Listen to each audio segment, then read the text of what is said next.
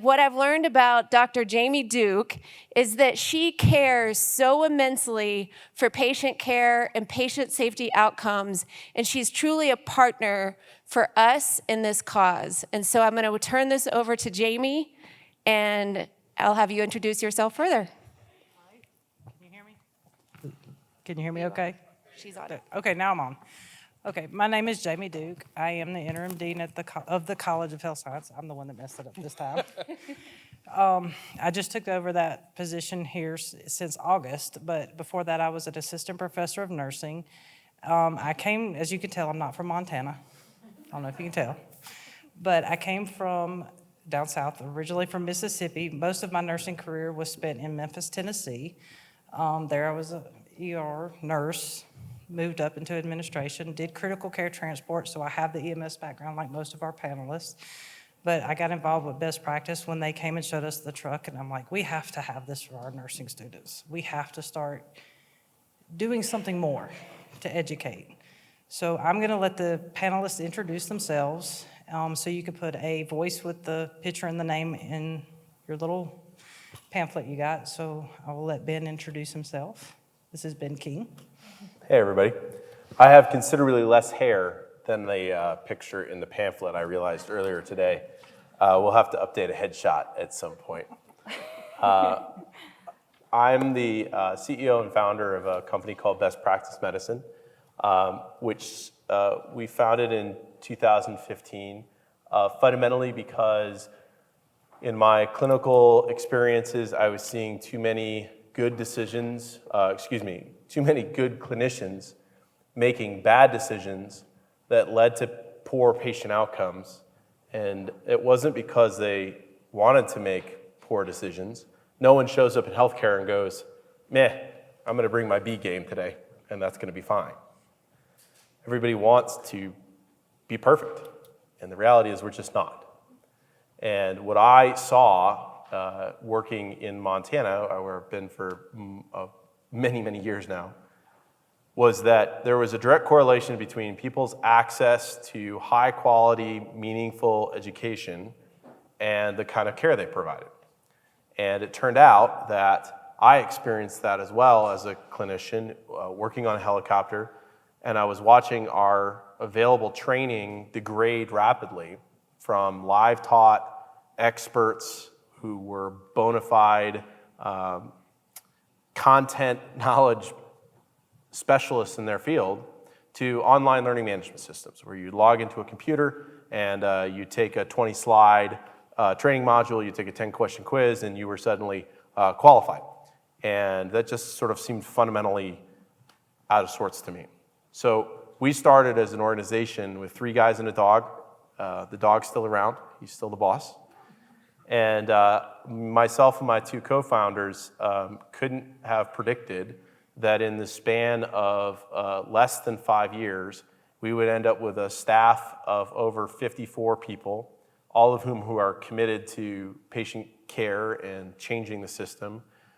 We operate primarily in Montana. We're a Bozeman-based small business that got us start here.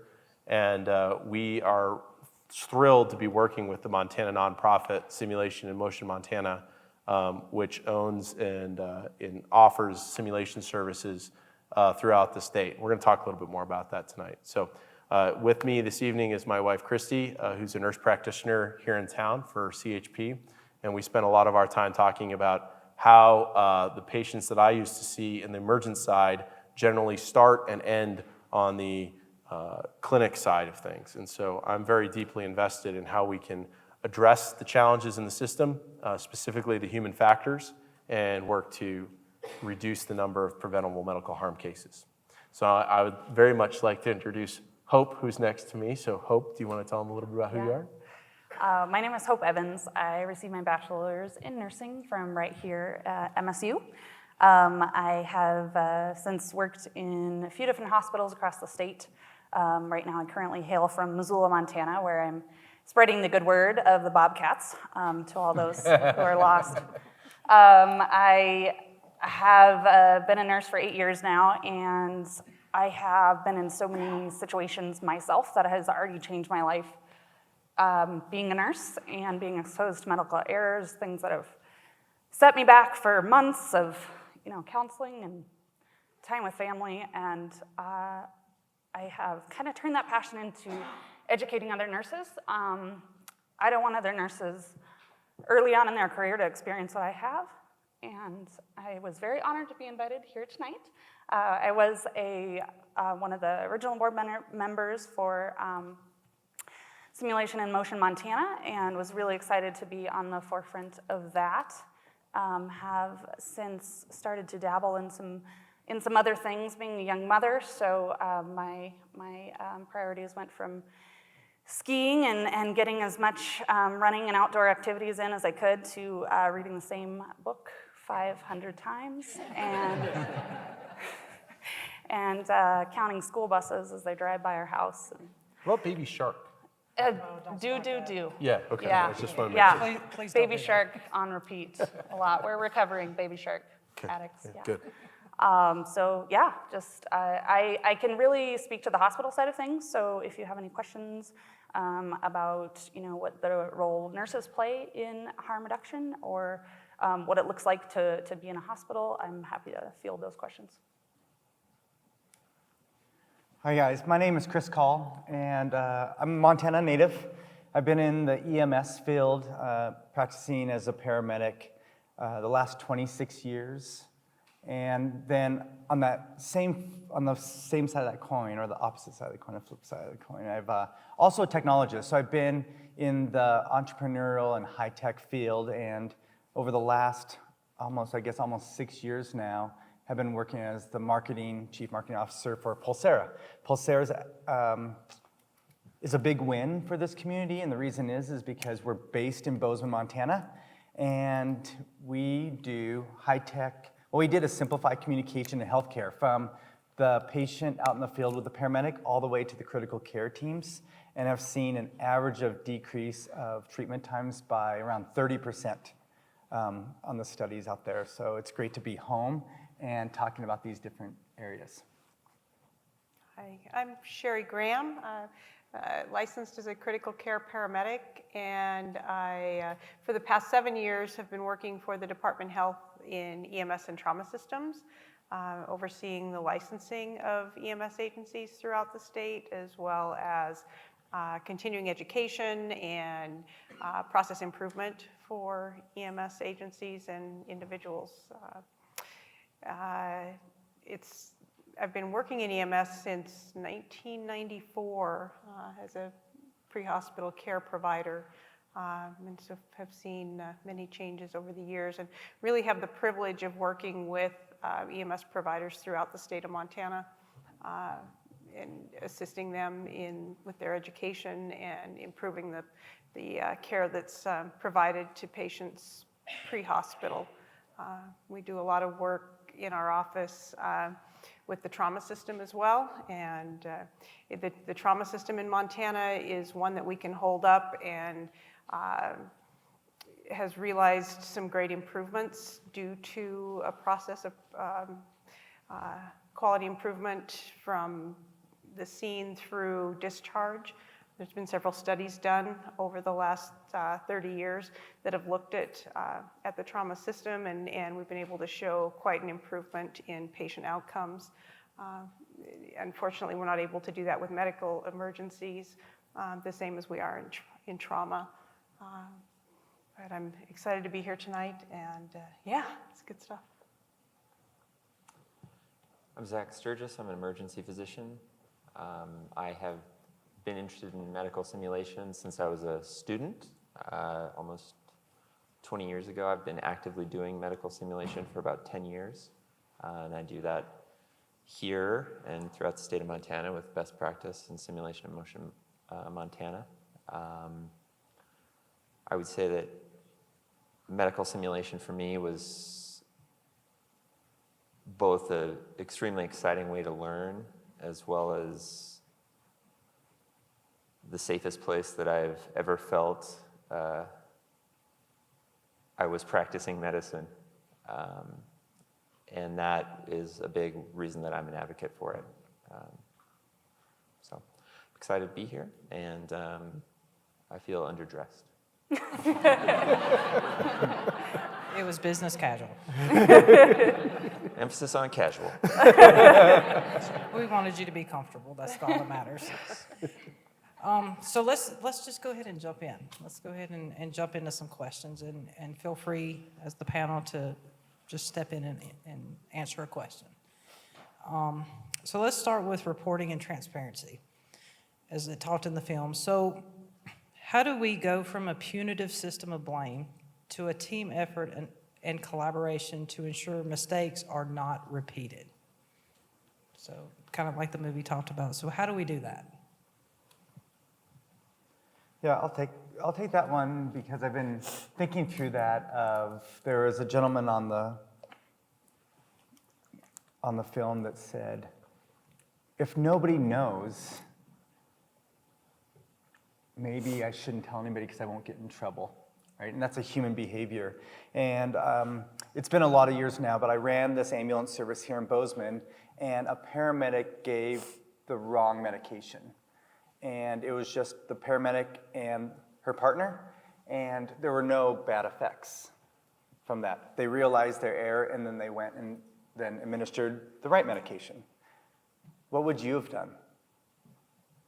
No bad effects. If I tell somebody I'm going to get in trouble or could get in trouble, this is my livelihood, what would you do? And what they did is they came back and said, we need to talk to you, Chris. Here's what happened, and walk through it. And I do want to make sure that we understand in this room that we certainly documented, and there was remedial training of like, hey, there's things that you could have done there that would have helped stop that. We also document so that if there's a trend with a particular care provider, there are bad care providers. But more importantly, what we found out in that scenario there was that it was my mistake. It was the ambulance services mistake, because in the event of trying to be, or in the spirit of trying to be efficient, we took all of our medications out of their boxes so they would fit into our medical bags easier. Well, once you take one medication, which was clearly in a blue box, and another medication, which is clearly in a brown box, and you put them together as two clear vials, they looked identical. And so it was a systems change, and had that person not came to us, then that same error could have happened over and over and over again, one time leading to a fatality. And so that's, I think, where the just culture of what you're talking about, how do we change it from punitive, is that the next time there's something, they're more eager to speak up and say, hey, I think that we can do better here. This happened to us. This was a near miss, is the quote that was in there. This is a near miss. Let's change how we do things so that it stops me from having to make that error in the first place. I think that really speaks to the Swiss cheese model too, right? Because if you're identifying the problem at the human factors level, and then you're taking that next step to look at the system failure, then if you stop that there, then you're preventing the problem from pervading. I mean, one of the fascinating things I think about with Chris's story is how many other times had that actually happened, and how known was it within the organization? I know from my experience, there are blind spots that we were aware of, whether it was on the crew level or on the administrative level, that just we sort of assumed were singular events. And by changing the narrative, we were able to say, you know, actually it's a good thing to share this, because I think actually very specifically about an example on the aviation side. There's an aircraft that was doing an uncrewed leg from one helicopter base to another. And that's unusual. Typically the crew is a 3-person crew. And the helicopters we were working on had retractable landing gear. And in this particular instance, it was a nighttime, and the pilot was by himself, which is unusual. Part of the standardized checklist, which is why I believe aviation-based medicine is actually one of the safest places for medicine, because it has taken both professions and put them in about 100 square foot space in a very austere, loud, uncomfortable environment. And in order for it to work, you all have to be playing from the same sheet of music. The end of the story is this pilot, who's a very experienced 20-something year pilot, almost landed the aircraft on a run-on landing with the landing gear up, which very likely would have resulted in the complete destruction of the aircraft and likely his death. And it was only at the last moment he realized that he'd sunk just a little too low, and we're talking the span of maybe 12 or 14 inches, that he realized that because the crew was integrated into his checklist of whether he had three lights indicating all three landing gear were down and locked, he had skipped that step, and he almost crashed the helicopter. And in a moment of bravery, he chose to share that information with the rest of the pilots in the organization. And there's a gentleman here tonight who's a colleague of mine who was one of the pilots who received that information. He and I had a long conversation about it. What was fascinating is that was valuable information to the entire crew. But even in our own very tight-knit organization, there existed a silo where that information went out on a broadcast to everybody who was on the aviation side of the house, but nobody that was on the clinical side of the house. We addressed that later on. But I think that, I always think about that in the Swiss cheese model. So I think that's kind of similar to what you're talking about. I think one of the things that wasn't shared by, in the film, I noticed this second time around watching it, is a statistic that was actually developed by Dr. James Reason, who they quoted as the developer of the Swiss cheese model. And it's something that I have really impressed upon nurses as I've been educating and other hospital personnel as well, is that it takes on average 6.3 human errors before a serious safety event occurs, meaning that somebody experiences significant harm or results in their death. And I think understanding that as a clinician makes you a little less fearful to speak up and say, hey, I was one of those errors, because now maybe it's not just you, maybe it's 5 other people who also missed reading that report. And it takes the spotlight off of that singular person, which is what we need to do as a healthcare field, is stop blaming individual people and look at it from the holistic perspective of how can we change this for the future. And I think as an organization, healthcare in general needs to have a culture of safety. And when I say culture of safety, I mean safety for the providers to be able to go to a manager and acknowledge their mistake without fear of retribution, so that we can avoid mistakes in the future, so that we can all learn from it. I agree with Sherry, just to add my own slight twist on that. The number of cultural dominoes that need to fall for this to change in medicine is too many to count. Our culture is so fragmented right now that it's difficult to have a single umbrella organization or umbrella messiah who is disseminating that type of culture. Because there's so many different masters for the American healthcare system that it's very hard to have that be a top-down dissemination of a cultural philosophy that disclosing errors is safe, that you should do it early and often, and that it's both in the patient's best interest and your best interest and the institution's best interest. That's something that, again, I think that you're hearing up here in the movie, and that I think generationally is definitely changing and moving in the right direction, but definitely isn't there quite yet. I agree with all of your answers, but going forward, and we've kind of touched on this with the other question, but how do we promote that culture in which responsibility of reporting of errors is shared by all? Well, what do you think we should do to promote that? It's a hard question, because like you said, it's not an umbrella. There's so many dynamics that go into it. How would we promote it? So it was funny, as Zach was talking, I was thinking about, I just came back from Billings this last week, a Montana Hospital Association conference. And you can't have a conversation around patient safety and patient care without bringing up litigation, which is an interesting and unfortunately highly influential factor when it comes to the culture of safety in healthcare. I'll give you an example. I was sitting in a meeting with a senior representative from a state agency and a physician who I've worked with for many years, and they were having this conversation. It went something like this.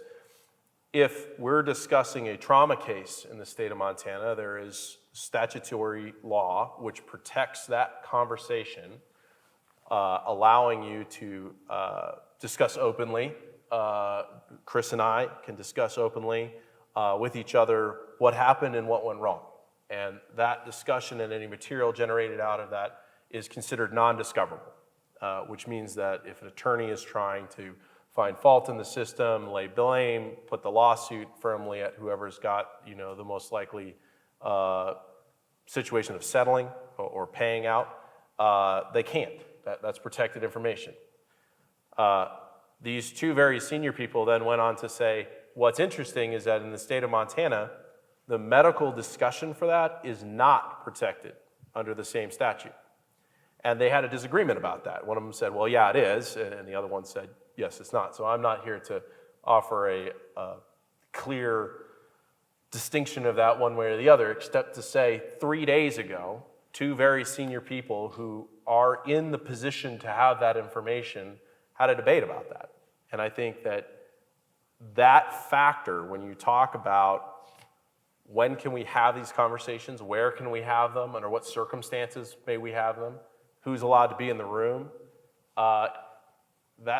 to me, that's part of the bedrock of that culture, is the litigation component of it. So to answer your question, I think the way it is fixed is partially through additional protections and legislations that makes it explicitly clear to the healthcare community that not only are you protected to have these conversations, but you're expected to. And the crime is not improving. And they said in the movie, I love that statement about democracy. Democracy isn't the first free and fair election, it's the second, right? So I think that's a key piece. Patient safety isn't never making a mistake, it's never making that exact same mistake again. That's a really good answer. We have a really good question from an audience member that I think we need to take. Why is medicine so late to the game regarding safety? Is it ego? That's a really good question. That's a really good thought. What do you say? Yeah. We're all scared to answer the question. None of us have egos up here, so we didn't want to That's why take we're that here. question. Yeah, I think when I was training, which was not forever ago, but it wasn't yesterday,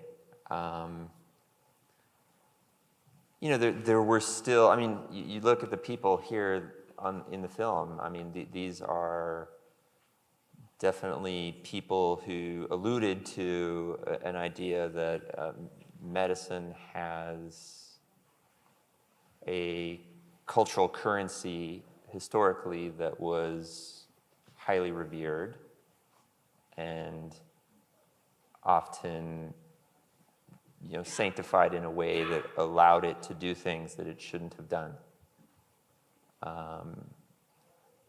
I think that transparency has shattered that, population booms have shattered that. There's small town doctors in Connecticut, like he was referring to, don't exist anymore. And there's been both good and bad there. I'm not sure that I would just boil it down solely to ego or the drive for ego gratification. I think I do still think it's too many competing masters in a system that really should only have one, which is the patient's well-being. I agree. If you asked a question to the panel and it doesn't get answered tonight, please, we want to continue this conversation.